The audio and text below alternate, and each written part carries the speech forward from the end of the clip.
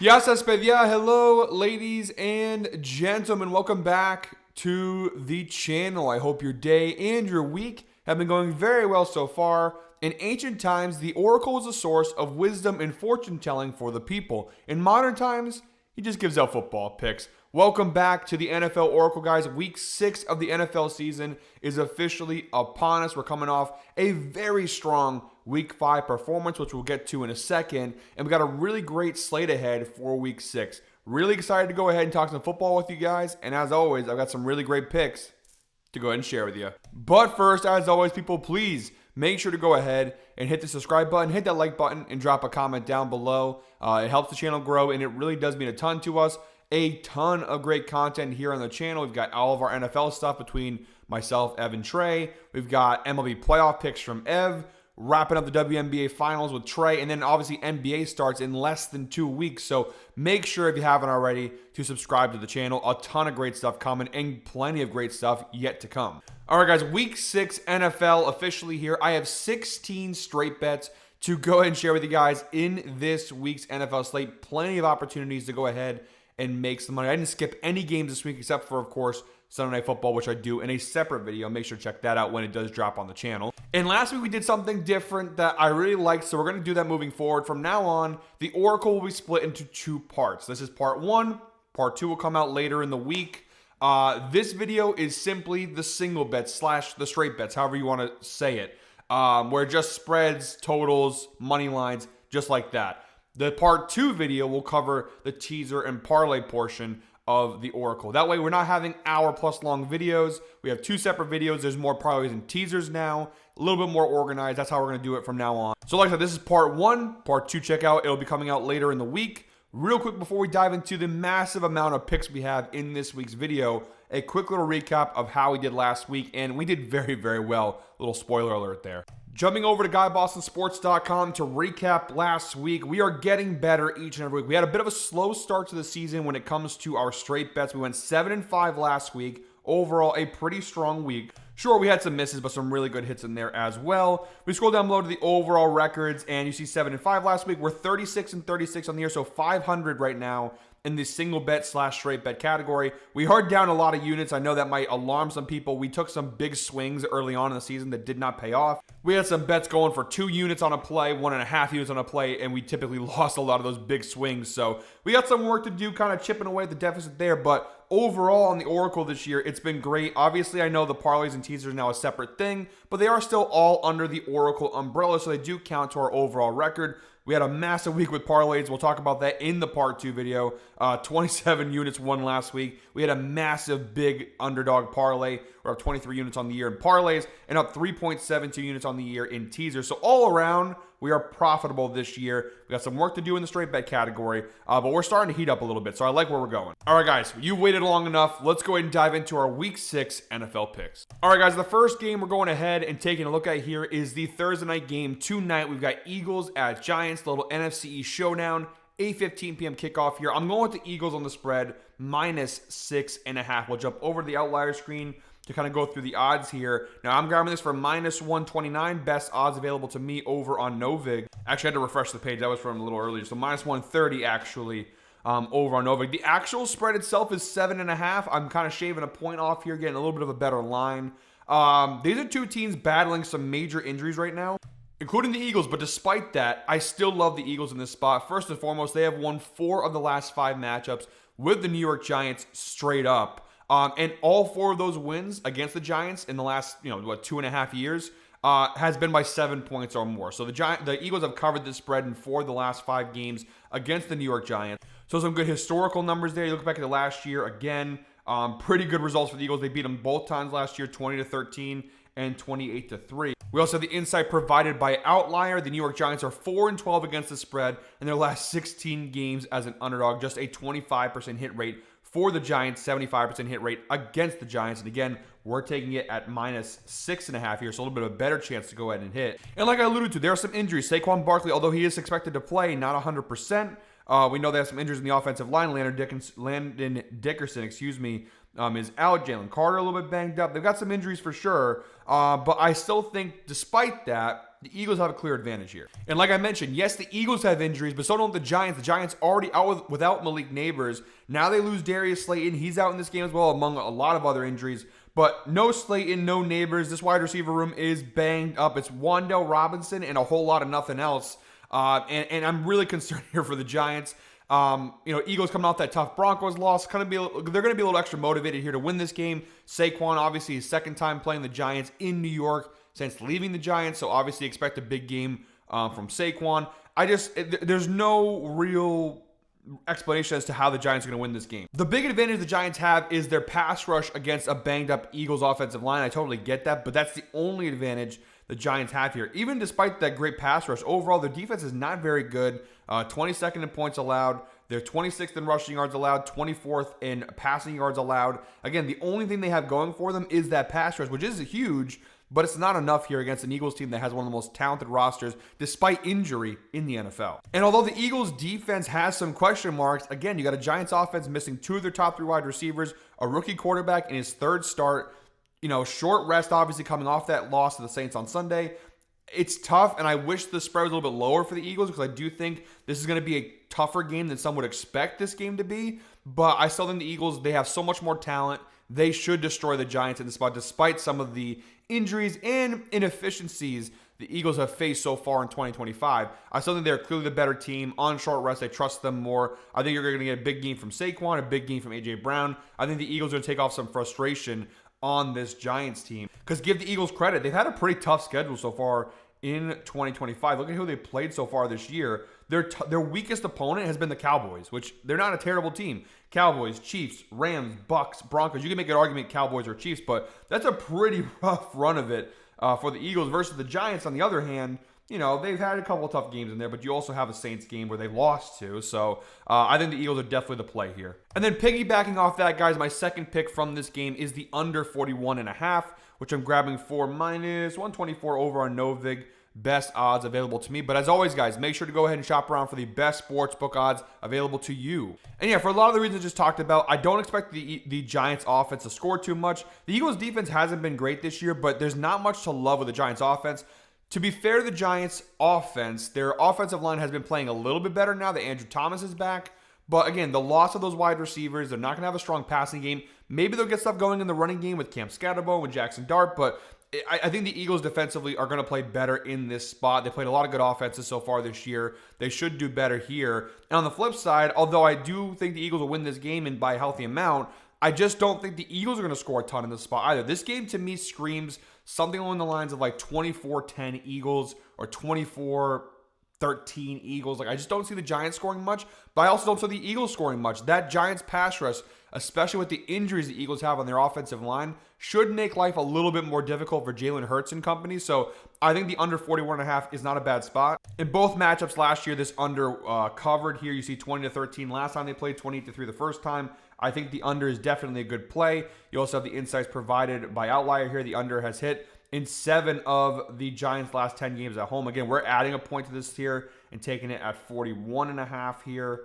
And even overall this year, I mean, the Giants have been a huge under team. You see in 4 of their 5 games this year, the under has hit. The Eagles a little bit more on the over, but still 3 of 4 games, the actual under has hit. The line of 41.5 has hit twice. But these are 2 teams that haven't seen a ton of overs this year. So I think the under of 41.5 is a very good play, especially on a short week too. All right, guys, next up, our third pick in today's video, we have yet another international NFL game, Sunday morning, 9:30 a.m. kickoff. We got Broncos at the Jets, although it's basically neutral field.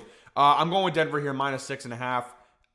I've seen a lot of people, and I'll be honest, betting on the Jets. There's a lot of public tickets on the Jets as of right now. I got to be honest, I'm not really sure why people are hammering the Jets. As of right now, from a public betting perspective, 43% of all public tickets are on the Broncos. That means the Jets have 57% of public tickets are currently on the Jets. This is according to actionnetwork.com. 71% of the money, though, is on the Broncos spread. So yes, the Broncos are getting fewer public plays, but they're getting more plays from the bigger bettors and the sharp bettors. So that should tell you something right off the bat there. I'm grabbing this, by the way, going to the outlier screen for minus 116 over on Novig. The Broncos are starting to hit their groove, coming off a big win over the Eagles last week. Now, I can understand why some people might think it's a trap game, considering they just had a really big win on the road in Philly last week. But I really like Denver in this spot. There's nothing about this Jets team that I've seen so far this year that tells me they can go toe-to-toe with this Denver Broncos squad. This Broncos defense is one of the best in the NFL. Look at the right side of the screen here. An outlier, second best scoring defense in the league, top 10 in passing yards, top 10 in rushing yards, 6th in yards per play, best pass rush in the league. There's just so many good numbers here for the Broncos defense, and the Jets have an offense that's not very good. They do have a good rushing offense, but the Broncos defense is definitely good enough to neutralize that. And then are you trusting Justin Fields to throw against this Broncos defense? I definitely don't. And then you look at the flip side here. This is the big one. The Jets defense, one of the worst in the league, second worst scoring defense in terms of points per game. Just not a look at good numbers here. Not good numbers at all, really. The only good thing they have is, I guess, they're kind of efficient defensively in the red zone and on third down, but that's about it. I mean, their pass defense isn't terrible, 13th in passing yards allowed, but the Broncos offense hasn't been great, but they have been getting better the last couple of weeks. I do think in this spot versus a weaker Jets defense, and the key matchup here being the Jets 27th right now in rushing yards allowed per game. The Broncos 4th in rushing yards allowed per game, rushing yards per game offensively. Excuse me. Top 5 run team against a bottom 5 run defense. That matchup is going to be huge for the Denver Broncos. The Jets have yet to force a turnover yet this year, also, which is key because that's kind of where the Broncos have kind of fallen short in some of these games. Is Bo Nix throwing interceptions and whatnot. I think Denver is clearly the better team. We'll see how the international travel and all those things kind of affect this. That's the other angle of people betting Jets maybe is like, hey, neutral field, international spot, perhaps the Broncos, you can catch them there. But I think Denver is just such a better team in this spot. I don't see the Jets keeping this one close. So -6.5 or -116 seems very valuable to me. Oh, and by the way, the insights provided by Outlier here. The New York Jets are 6-13 against the spread in their last 19 games. So just another little added stat there to prove my point. All right, guys, for our 4th pick in today's video, we're now moving into the 1 o'clock slate on Sunday. We got Cowboys at Panthers. And this is honestly the same kind of betting strategy I used last week when the Cowboys played the Jets. I'm going with Cowboys on the spread here, -2.5. I'll jump over to the Outlier screen to show you guys that. -120 over on Novid. And like I said, basically the same argument that I had last week for Cowboys Jets. You can just kind of copy and paste it to this week. Both defenses not very good, although the Cowboys defense looked a little bit better versus the Jets. How much is that the Cowboys defense getting better, or is just the Jets offense is that bad? That's the questions you have to ask. But the Cowboys defense not very good in general this year. The Panthers defense also not very good. Look at the right side of the screen here. Cowboys defense in terms of scoring, 29th. Actually, we'll just put both defenses on the screen here. So you see Cowboys, 29th scoring defense, Panthers, 19th scoring defense. Carolina actually has some better defensive numbers if we're being honest, but we do have to look at who they've played quarterback-wise this year. They played the Jaguars in week 1, first game for Trevor Lawrence and Liam Cohen, the new offense. They played Arizona. That offense has been pretty mediocre this year. The Falcons, well up and down this year offensively. The Patriots is probably the best offense next to the Jaguars they played, and then Miami. They haven't played the cream of the crop in terms of teams and offense. This is by far the best offense Carolina has faced this year. But the Panthers have no pass rush. They have absolutely no pass rush. 32nd in sacks per game, 32nd in QB hits, 32nd in QB hurries, 29th in tackles for loss. So they don't really have much of a pass rush. Like I said, 10th in passing yards allowed, 14th in rushing yards allowed. Not bad, but we have to take into account who they've played so far this year. In a battle of two defenses that are not great, Cowboys genuinely pretty bad. Panthers, again, I do think from a metric standpoint, they are pretty bad. According to PFF, the Panthers have the 22nd rated defense in the NFL. So not a very good defense. In a battle of two not so great defenses, it comes down to which offense do you trust the most. Same thing like I said with Cowboys Jets last week. It wasn't a matter of which defense was going to be worse because they're both pretty bad. Which offense did you trust more? And clearly the answer was Dallas. And the same thing this week. Yes, Carolina won last week against a lowly Miami team. I picked the Panthers money line in that spot. Even in victory, I wasn't impressed with Carolina. This offense has been really up and down and honestly mediocre for the most part this year. In this spot, I trust Dallas's offense way more than I do Carolina's offense. Again, you look at the offensive numbers here for Dallas. 4th highest scoring offense, 3rd in passing yards per game, 8th in rushing yards per game. A lot of great numbers here. And we flip that around, the Carolina Panthers offense, 26th in passing yards per game. That's where you usually have to beat Dallas, right? They have one of the worst pass defense, if not the worst pass defense in the NFL. I just don't think Bryce Young in this Panthers offense is good enough to take advantage of that completely. It's going to be a tight game. The spread tells you that. I do think Carolina is better than the Jets. They should keep this game a little tighter. But at the end of the day, I trust Dak Prescott a lot more than I do Bryce Young in this spot. And on top of all that, there's a chance. At the time of recording, it's not clear, but there is a chance that CeeDee Lamb could be back for Dallas this week, which obviously would be huge for them. Trying to go to the injury report here. He's still listed as questionable with that ankle sprain. He didn't practice on Wednesday, which is tough. So we'll see. But, he's still questionable as of now. Even if he doesn't play, I don't really mind it. I still think Dallas wins this game. But there is a chance, small chance, but a chance you could see CeeDee Lamb, which only I think elevates our chances of winning this one. All right, guys, next up we have an AFC North showdown here. We have Browns at Steelers, 1 p.m. kickoff on Sunday. This one to me, guys, is a no-brainer. I'm going Steelers on the spread, minus 4.5. Now, the actual spread is 5.5. I'm taking a point off here, as I typically like to do. Minus 4.5. I'm grabbing that over on DraftKings for minus 122. Best odds available to me. Before I even talk numbers, before we even talk data and matchup stuff and stuff like that, there's a very simple reason as to why I like the Steelers. First and foremost, the Steelers are coming off a bye week, so they had an extra week of rest coming off an international travel game. They had an extra week to come home, rest, readjust, make adjustments to their team in general, and extra prepare for this Browns game. The Browns were handed one of the rawest deals by the NFL I've ever seen. They just played overseas last week and then immediately have to come home, not to a bye week like the Steelers did, but come home, and actually not even come home, go on the road to Pittsburgh in a division rivalry game against a pretty okay to slash kind of good Steelers team with a rookie quarterback in his seconds. I mean, there's just so many bad things for Cleveland in this spot from a situational standpoint, not even looking at necessarily a matchup standpoint. Steelers rested off the bye. Browns traveling from London, going straight to Pittsburgh for a road divisional game with a rookie quarterback in Dylan Gabriel, who's making his second career start. Just really bad optics for the Browns here, and I don't think it's going to go very well. This is actually technically Dylan Gabriel's first true road start, because obviously that last game was, I know it's kind of a road game, but that was a neutral field. This is his first official road game in Pittsburgh.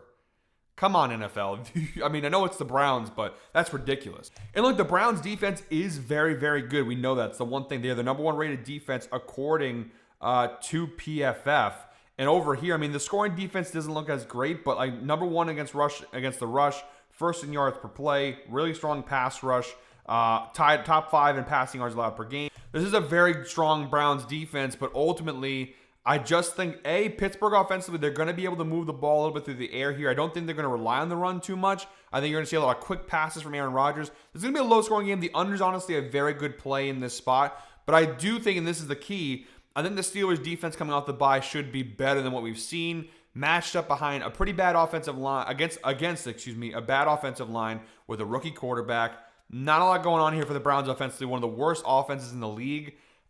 I don't think Pittsburgh's defense even has to be great here to slow this team down. The biggest question mark is, can Pittsburgh's offense do enough against this Browns defense? I think they can. I know their defense has been pretty good, but look at Cleveland. I mean, they gave up 21 to the Vikings. They gave up 34 to the Lions. I mean, they have been able 41 to the Ravens. It's not like they haven't given up points in these games. Teams can score. Is Pittsburgh built to score? That's more the question.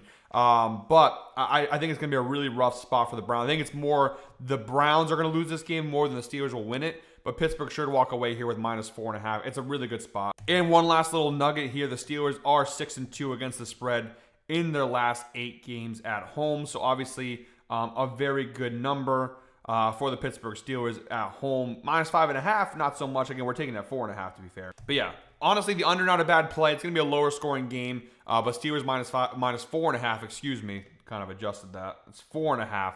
I think is a very smart play.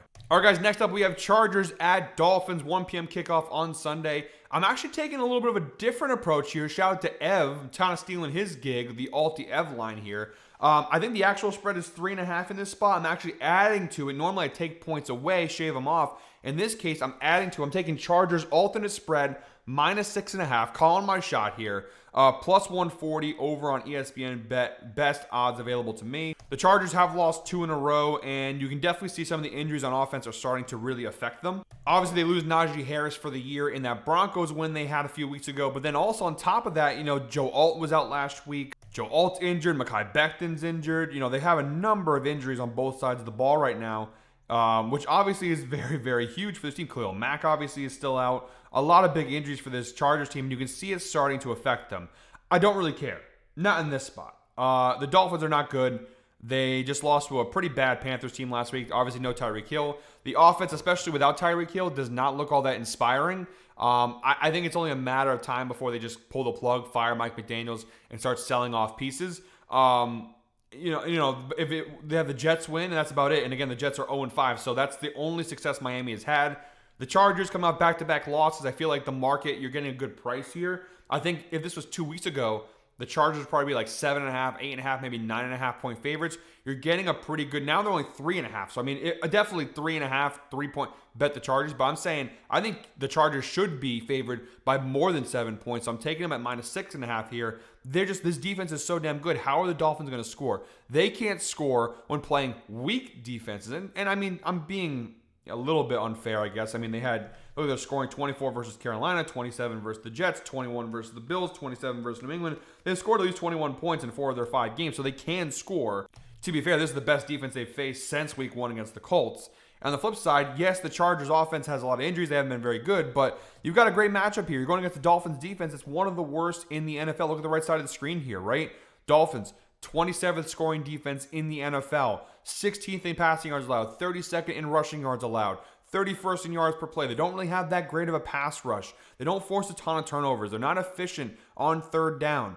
This should be a spot where the Chargers offense can kind of take out some of their frustrations from the last couple weeks and beat a pretty bad Miami team. If they lose this game or Miami keeps this game way too close, I think it's time to start asking some questions about the Chargers with all the health stuff they've got going on. Can they compete in the AFC still? And I know it's crazy to say because they had such a good start to the year, but these injuries are now really starting to pile up and affect this team. But I think the Chargers, in my opinion, should bounce back. You also have this little nugget here. The Chargers are 12-5 against the spread in their last 17 games as a favorite. So I like the Chargers a lot in this spot. Again, the actual spread's 3.5. I'm calling my shot. I think it's going to be a big bounce back win for the Chargers here. Taking them -6.5, +140. Could be completely off the mark here. And obviously betting so heavy on a team that's lost their last 2 games, and one of those to the Giants and not a very good football team. I just think the Chargers are still a very good team. I just think the injuries have kind of affected them a bit. I think this is a really good get-right spot for a Chargers team that's been struggling the last few weeks. By the way, guys, we just hit the 22-minute mark in today's video. So please go ahead and comment 22 down below if you're still watching. As always, guys, we appreciate those who watch through each and every single video here on the channel. It really means a lot to us. Put a lot of hard work into these. So if you do stick around and actually watch through, it really does mean a lot to us. And I do want to take this time very quickly to talk about the sponsor of today's video, Novig. Guys, if you have not dabbled into peer-to-peer exchanges, you are absolutely missing out. Using Novig allows you to get unbeatable prices and lines on just about every game. Why? Because it is other users setting the lines, setting the odds. You are competing with other users, not the big books. Peer-to-peer is growing at a crazy rate. Don't be late to this, guys. Sign up for Novig today using the link in the description as well as the pinned comment. You get a nice sign-up bonus of up to $50 as well. Make sure to go ahead and check it out. It operates just like your normal sports book, but with better lines. As you can see from a lot of the picks in today's video, Novig has provided the best lines for a lot of these picks so far and for a lot of the picks coming up. So make sure to go ahead and check out Novig. Special thank you to Novig for sponsoring today's video and being a proud sponsor of Guy Boston Sports. With that out of the way, let's continue on. We got still 10 picks to go. Next up, guys, we have Patriots at Saints, 1 p.m. kickoff on Sunday. And I'll be honest, obviously, being a Patriots fan and coming off that massive Bills win on Sunday night, and seeing the Patriots are only 3.5 point favorites, I want to nail the Patriots, just absolutely hammer them in this spot. But there's some concern on my part with that. I think that there's a lot of public love right now for New England, rightfully so.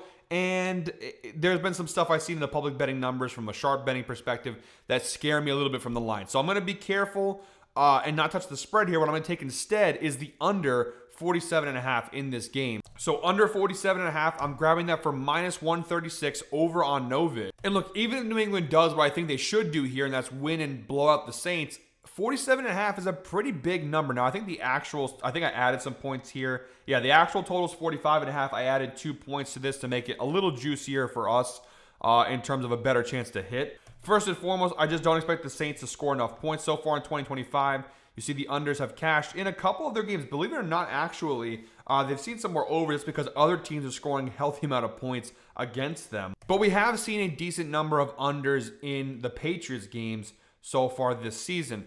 First and foremost, I just don't think New Orleans will be able to score enough. The Patriots defense has been pretty good this year. Top 10 scoring defense, 4th best rushing defense in the NFL. We saw that versus the Bills last week on Sunday night. They shut down James Cook, took him out of that game. In this Saints offense, their strength has been their rushing offense. So taking that away and forcing the ball into Spencer Rattler's hands, not exactly something you want if you're a Saints fan. And the Saints offense, to be totally fair, hasn't been as terrible as advertised. I know some numbers look pretty bad. Their scoring offense, not very good. Red zone efficiency, pretty bad. But the offensive line hasn't been terrible. They haven't been getting up too many sacks. They haven't been turning the football over too much. Give credit to the Saints. They haven't been as bad as I guess they could be. They could be the Jets. Sorry, Jets fans. But I just don't see the Saints scoring a lot of points here. On the flip side, I think New England could score a healthy amount. But to be fair, the Saints' passing defense is top 10 in the league. And although the weakness they have is their run defense, New England's rushing offense, a lot of question marks, especially now with Antonio Gibson out for the year with a torn ACL. I just think points could be kind of hard to come by in this spot. It's a pretty high line, too, 47.5 for two teams. A Patriots team that, although they've been looking better offensively, still have some work to do. And for a Saints offense that has not been very good this year, I just don't see a lot of points being scored. I think the under 47.5 is the best play from this game. All right, guys, next up, and you can call me absolutely crazy here. We have Cardinals at Colts, 1 p.m. kickoff on Sunday. I'm going with Cardinals on the spread here, plus 8.5, which I'm grabbing for minus 136 over on Novig. Like I said, you can call me absolutely insane to go ahead and bet the Cardinals here. You can say I didn't learn my lesson from betting the Raiders last week against the Colts. That may be true. And from my public betting perspective, there's not even any really sharp action on the Cardinals here, but I've seen this so many times. Now, it goes one or two ways. Either the team really does stink and they do get blown out again, although they haven't really been blown out. We'll talk about that in a second. Or they kind of shock the world. I think everybody in the world, everybody, your mom, your grandmother, my aunt, everybody is off on this Cardinals team after last week. But we have to be fair to them. Even it's a game they should have won. They were up 21-6 in the fourth quarter. We obviously know DeMarcado's fumble and all the other stuff that happened in that game. The Cardinals were dominating for the most part. Jesus Christ. Can't even speak. For the most part, the Cardinals were dominating that game. And honestly, look at their season. Even when they've lost, they haven't been blown out at all. As you can see, they covered the spread of 8.5 points in literally all 5 of their games, whether win or lose. And even when they've lost, 1 point to the Titans, 3 points to the Seahawks, 1 point to the Niners. They lost by 3 points or less in all 3 of their losses. So this is not a very good. I talked about this last week. It's the reason why I picked the Titans, right? This is not a very good Cardinals team. But they're not awful. They're the definition of like a mediocre team, where it's like they do some things decently. There's some metrics that are good and a lot of metrics that are bad. But at the end of the day, they're just an average team. They're a team that's going to win somewhere around 7 games, miss the playoffs. I just think you're giving us 8.5 points. It's a lot of points, and I get it. The Colts, obviously, they just had a massive blowout win over the Raiders. I do think the Cardinals are better than the Raiders. I think the Cardinals will keep this game close. I think everybody's betting against them. This team, obviously, a very embarrassing loss last week. Expect a bounce back. I've seen this so many times. The public is going to hammer the Colts. This line could be 9.5. Now, the actual line, I believe, is actually 7. I added a little bit to it, 7.5. And it opened at 1.5 back in August, of course. But, I mean, you can just follow the line movement here. Look at where the spread was literally October 4th, right? 5 days ago, the spread was 3.5 points. And you've seen it gradually increase. I mean, it was 3.5 for a hot minute there through early October. And you see it keeps going and going and going. We're still at 3.5, and then it's coming. Boom. You see here October 5th at 7 o'clock. So last Sunday, around 7 o'clock, you saw boom, jumped up to 5.5, and then it's gradually grown since then. So we went from 3.5 less than a week ago, now up to 7.5 points. People are hammering the Colts, and for good reason. But I think the line has now gotten to a point where you're getting the Cardinals at a pretty valuable spot. Again, I don't have a lot of numbers to tell you why, because the Colts defense, pretty good, although their passing defense leaves a little bit to be desired. Strong defense and an even stronger offense. I mean, there's not really a lot going for the Cardinals here. The defense, although from a scoring perspective, isn't terrible. Not a very good pass defense, a decent run defense. Like I said, I mean, from a number standpoint, there's not a ton here to defend the Cardinals. It's really just a situational spot here. You're giving me this many points. The line has moved so far. Coming off that loss, the public is going to be hammering the Colts in this game. I think you're getting an 8.5 point spread. The Colts could still win this game by 7 points by a touchdown, and we still cover here. So risky to bet on the Cardinals, yes, but they haven't really been beaten by more than 3 points this year. And they played some good teams. The Seahawks and the Niners are both 4-1 teams, or Seahawks are 3-2. But I think they're going to keep this game closer than 8.5, and I think that's the key here. They're not going to win this game. Colts will definitely win, but I think Arizona will keep it within the number. All right, guys, next up, we have a massive 1 p.m. slate on Sunday. We got Rams at Ravens, 1 p.m. kickoff, -6.5 Rams spread, my first pick. I'm not going to spend too much time on this game. It's pretty simple. The Ravens right now are in a hell of a spot. It's a year from hell from them. 1-4. They're going to probably be 1-5. Actually, I think they're definitely going to be 1-5 after this game. The only fear, genuinely, I have is the fact that the public is going to be hammering the Rams in this spot. That's really the only reason why I see this. And you see, October 7th, the spread got up to 10.5. Now it's jumped back to 7.5. It pretty much quickly within an hour corrected itself. Got up to 10.5 points, then jumped back to 7.5 points. The one area would just be the fact that the public's going to be hammering the Rams. That obviously sometimes can be bad. Give me a reason why the Ravens keep this game close. I mean, the defense has been terrible. I thought they were going to be a better defense. It's not good. Some of it's an injury thing. Some of it's just underperformance. Just not looking good defensively. And then offensively, Lamar Jackson is not playing, I don't think. I mean, look at this. Zay Flowers, questionable. Kyle Hamilton, questionable. Marlon Humphrey, questionable. Lamar Jackson, questionable. For him, though, he still hasn't practiced. It's a hamstring thing. Obviously, for a quarterback like him who's very mobile, who runs, hamstring injury is kind of the worst thing you could have had happen to him besides, obviously, like a knee injury or something like that. But keep going down. Roquan Smith, questionable. Ronnie Stanley, questionable. Patrick Ricard. Like, you just keep going down the list. Like, all their guys are hurt. That's not good because this is a Rams team that's been in pretty solid form. Now, they did lose last time out versus the Niners, but they've been playing well. Matt Stafford has thrown for at least 375 yards in each of the last 2 games. This Rams team can score points, 23 versus the Niners, 27 versus the Colts, 26 versus the Eagles, 33 versus the Titans. I mean, this is a pretty good scoring team.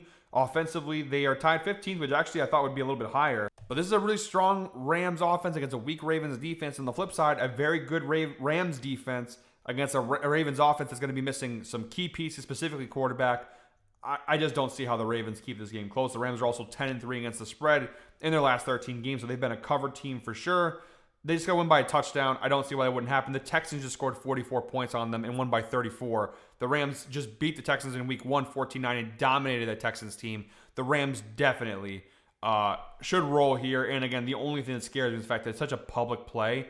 But the Rams, there's no defensible defense for the Ravens in this spot. And then my second pick from this game, Rams team total over 26.5 points. They've cashed in 2 of 5 games this year, but you saw a close miss there versus the Eagles. They had 26 points, and they probably should have cashed it had they not gotten the field goal blocked. Again, they're averaging 24.6 points per game. Look down below what teams are doing to the Ravens, though. Every team that has faced the Baltimore Ravens have cashed their team total over this season to varying degrees. Like Cleveland, for example, the line was only 14.5 points, so them scoring 17 was all they needed.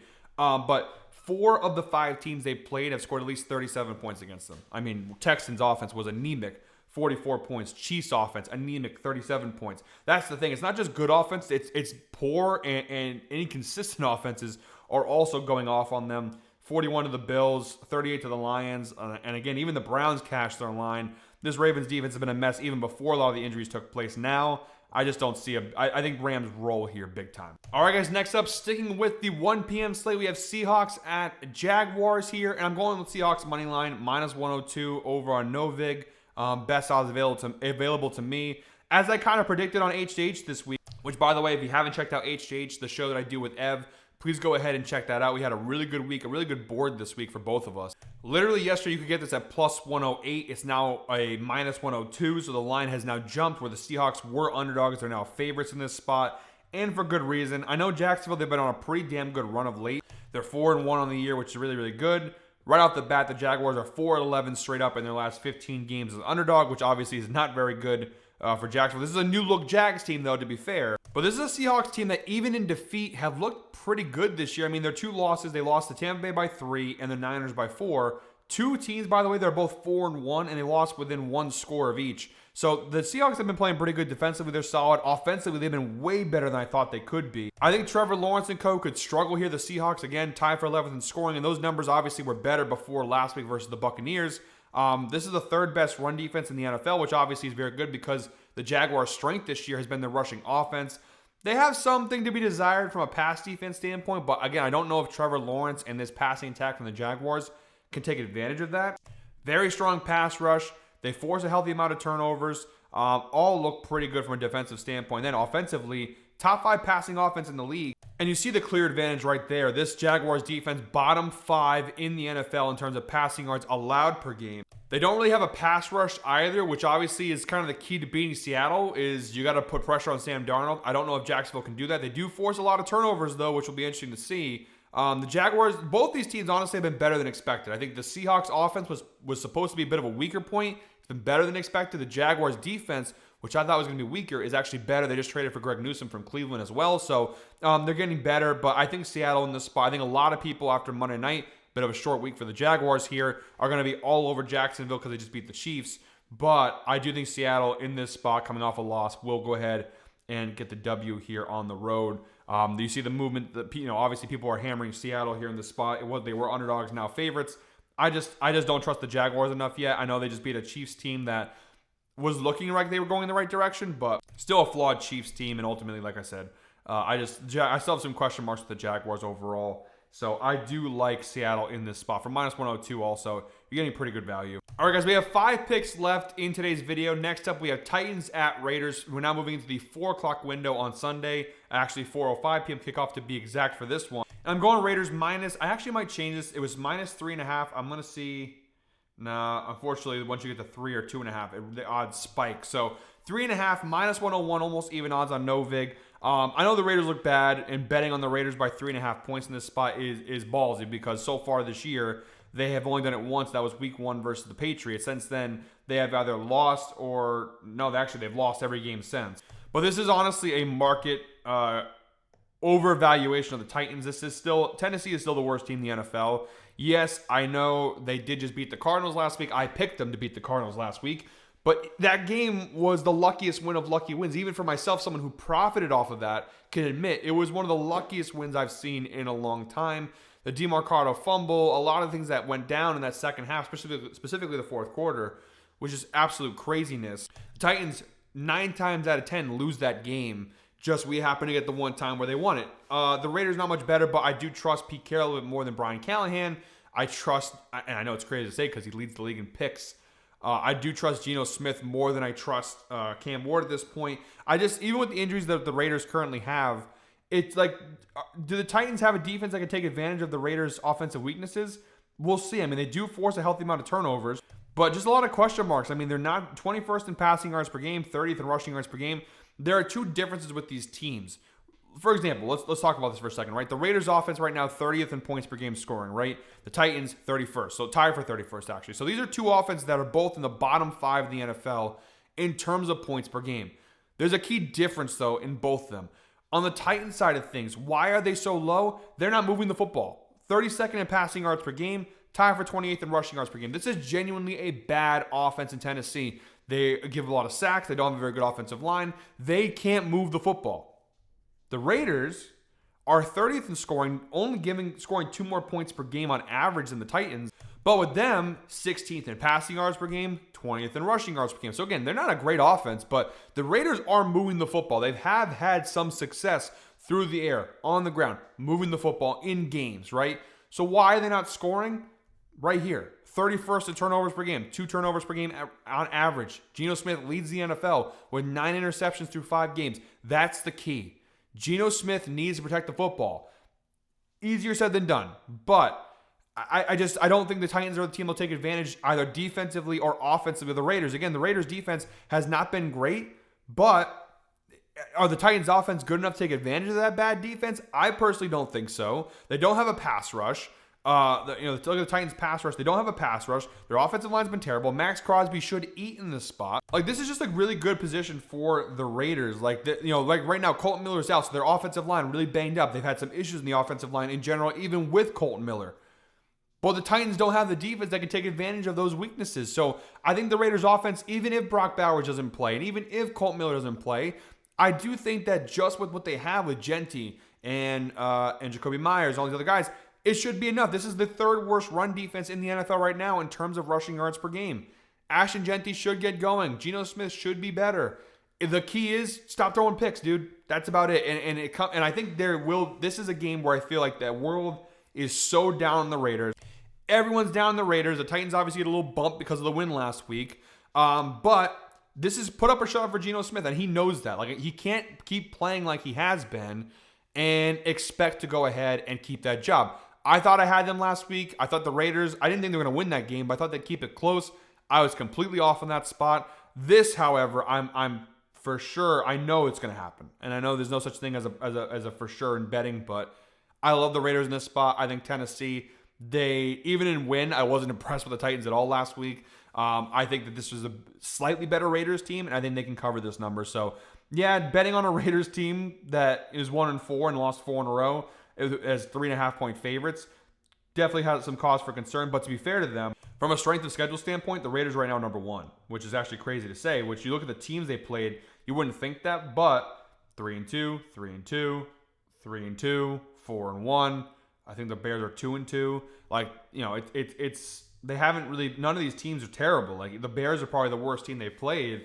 And like the Colts right now, playoff team. Chargers, playoff team. Patriots, potential playoff team. Commanders, potential playoff team. Like, they're playing some pretty good opponents. And like, I think I like the direction that the Raiders are headed in. I mean, in terms of this game. In general, the Raiders are not going to turn this thing around. The season's lost. But in terms of this game, I think that there's going to be enough motivation in that locker room to beat a lowly Titans team. And then when they start playing the better teams again, they'll start losing again. All right, guys, next up, Niners at Bucs, 4:25 p.m. kickoff. I'm grabbing Niners plus 3.5, minus 127. Tampa Bay, I don't know if they made some deal with the devil, if there's some witchcraft going on here, but they keep winning. And like every time you think they wouldn't, now they did lose to the Eagles, their first loss of the season. But I don't know what it is, but like this Bucs team, they hang around, man. They hang around.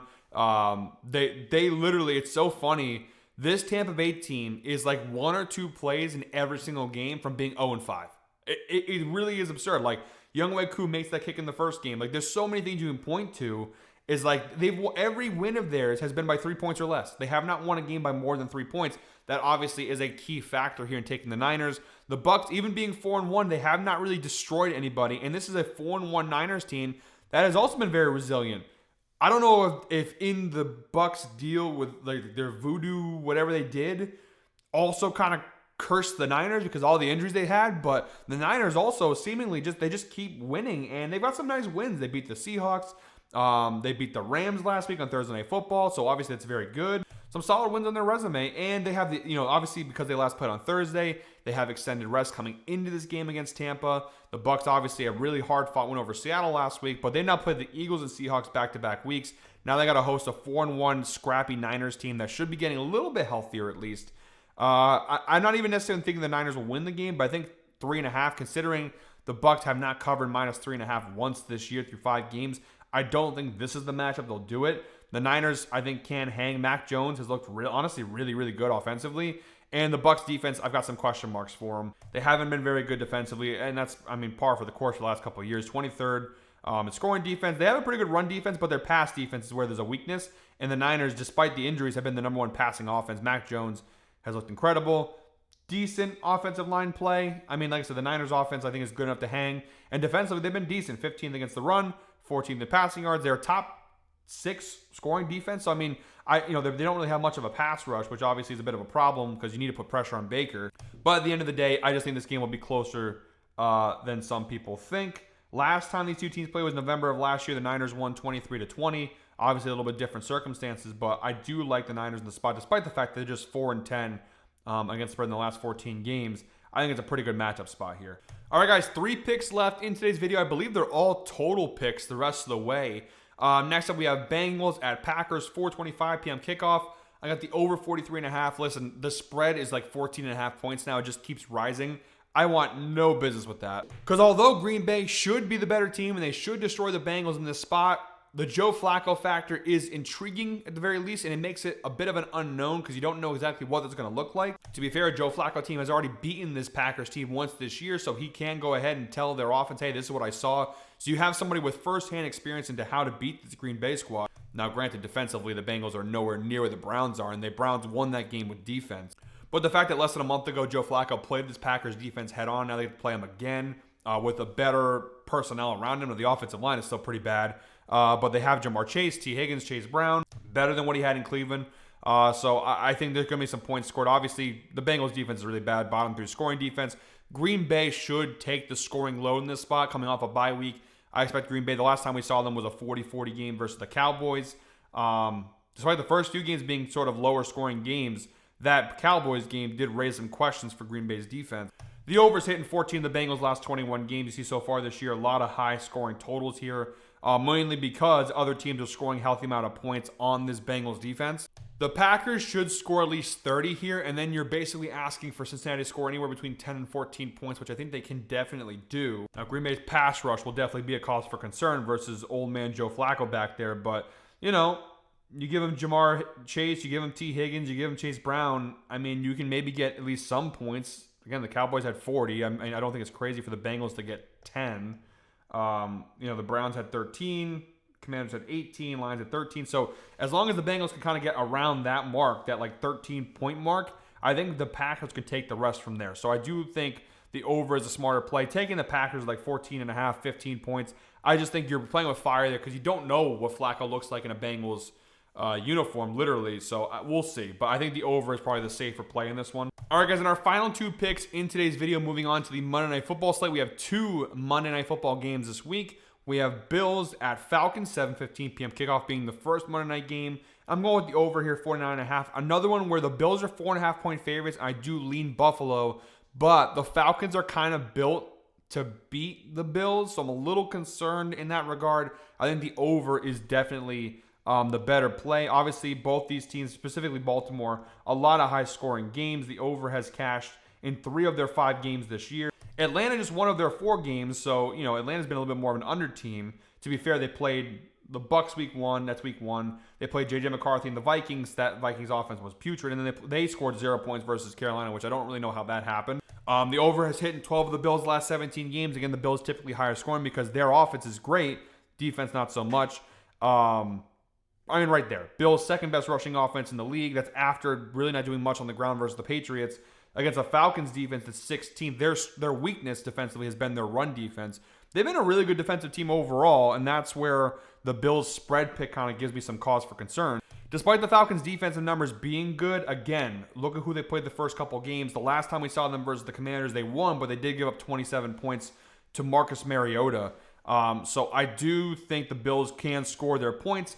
On the flip side, Atlanta's offense, not consistently great, but they have a very strong rushing offense against one of the worst run defenses in the NFL in Buffalo. That, to me, is a key there. I just think you're going to see a healthy amount of points from Buffalo, and I think Atlanta should be able to contribute enough to cash this over. Again, I don't hate Bills minus 4.5. I just get concerned because of the Falcons' defensive numbers are not terrible, and then they have a clear advantage, their rushing offense against Buffalo's run defense. So that's where I'd be a little bit concerned here, but I do think you're going to see a lot of points. This game could be somewhere along the lines of like 30-21 Bills or 30-24 Bills, something like that. And obviously that would give us an over cash. So I think over 49.5 for minus 114 on Novig, pretty good value. And then last but not least, our 16th and final pick in today's video. I know I told you guys these videos wouldn't be an hour long anymore because we cut the parlays and teasers out, but I did not skip any games this week. So typically I like to skip a game or two. This week I didn't because you guys asked for it. So every game got covered except for Sunday Night Football, of course, because I cover that in its own video separately. But my 16th and final pick, we have Bears team total over 23.5 points. Grabbing that for plus 110 over on DraftKings. They cashed it in 3 of 4 games this year. In their one game they missed it. They had 21 versus Detroit. So pretty good numbers across the board. They've been scoring at a decent rate this year. Coming off a bye week and going against the Commanders defense that has not been all that great. Now, from a scoring perspective, they have been top 10 in scoring, only giving up 20.2 points per game. But 23rd in passing yards allowed per game, 17th in rushing yards allowed per game. They don't force many turnovers. They got a decent pass rush, but the numbers seem to suggest this Commanders defense isn't all that great. And looking down below, 3 of the 5 teams they face have cashed their team total over. Atlanta had 34, the Raiders had 24, and the Packers had 27. The fact that the Falcons and the Raiders, who have been the week before this, the Falcons had 0 points versus Carolina. They then come in the next week and score 34 versus Washington. And the Raiders too. You saw the Raiders offense. They're a bottom 3 scoring offense in the league, bottom 4, and yet they scored 24. You know what I mean? There's some of these offense, even Green Bay's offense, a little bit inconsistent early in the year. They've scored a healthy amount of points. Now, the big one is the fact the Chargers only had 10. You can kind of chalk that up to injuries. Coming off the bye week, they've had some more time now to settle into Ben Johnson's offense, some time to make some adjustments during the bye week. I expect the Bears will score at least 24 points in this one versus the Commanders defense that leaves a little bit to be desired. So that's my 16th and final pick in this week's video. Guys, that is it for me today. Thank you very much, as always, for watching. One more time, please make sure to go ahead and hit the subscribe button, hit that like button, and drop a comment down below. Again, part 2 of this video, where we focus on just parlays and teasers, that will come out later in the week. So make sure to tune in and check that out. Probably either tomorrow or early Saturday morning, that video will be out. So make sure to tune in for that, as well as the rest of our content. We'll be doing, obviously, our player prop live stream Sunday morning, Sunday football picks. All those good stuff will be coming out over the next couple of days. So make sure to go ahead and subscribe to the channel. Until next time, guys, hope you're all winners. Enjoy your week. Enjoy week 6 of the NFL. But more importantly, let's go ahead and make some money, baby. Let's go.